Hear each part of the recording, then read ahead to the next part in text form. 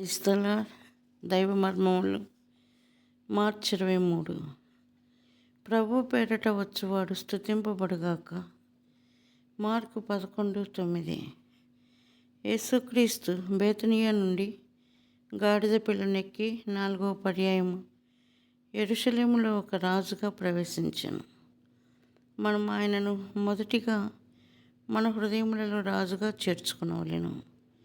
పరలోకపు రాజైన యేసుక్రీస్తు ప్రభు మన యందున్న ఎడల మనము అధికారముతోనూ ధైర్యముతోనూ సువార్త చెప్పగలము. సువార్తను సంపూర్ణ అధికారముతోనూ పరిశుద్ధతతోనూ దీనత్వముతోనూ ప్రకటించినప్పుడే మంచి ఫలితములను చూడగలము. 4వసారి ప్రభు బేతనియను దర్శించినప్పుడు ఈ రహస్యమును తెలియజేసెను. పట్టణమంతయు ఎంత సంతోషముతో నిండి ఉండినో మార్కు 11:8లో చూడగలము. ఈ సంతోషము బేతనియా నుండి ప్రారంభమై యెరూషలేము పట్టణం అంతయు వ్యాపించెను.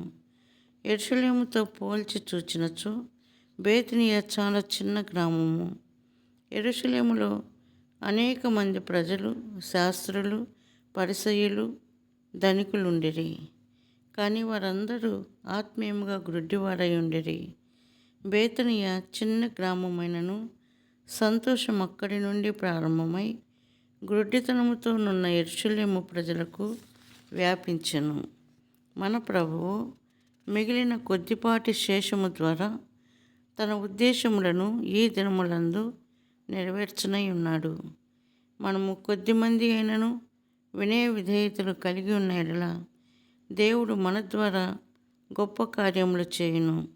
గాడిద పిల్లను తెమ్మని ఆజ్ఞాపించిన వెంటనే శిష్యులు విధేయత చూపి తీసుకుని వచ్చిరి. మార్కు 11:5. కనుక ప్రభు నీ యొద్ద నుండి దేనినైతే కోరునో దానిని నీవు సంతోషముగాను ఇష్టపూర్వకముగాను వెంటనే ఇమ్ము.